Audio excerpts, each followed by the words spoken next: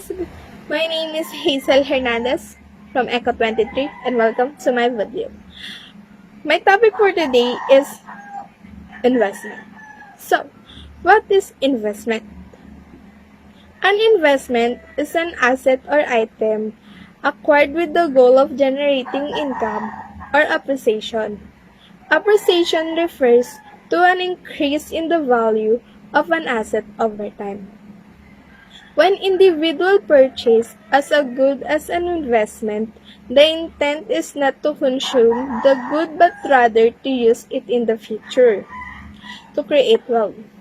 An investment always concerns the outlay of some asset today, time, money, or efforts in hopes of a greater payoff in the future than what was originally put in. We have types of investment. The first one is business fixed investment, residential investment, inventory investment, and the last one is in-use investment. Let's discuss the types of investment one by one.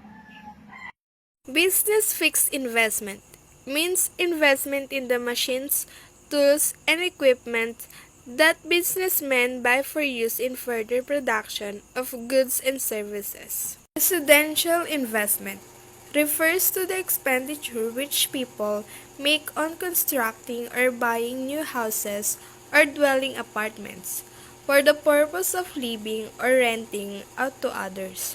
Residential investment varies from 3% to 5% of GDP in various countries. Inventory investment. Firms hold inventories of raw materials, semi-finished goods to be processed into final goods. The firms also hold inventories or finished goods to be sold shortly. The change in the inventories of or stock of these goods with the firms is called inventory investment. Autonomous investment.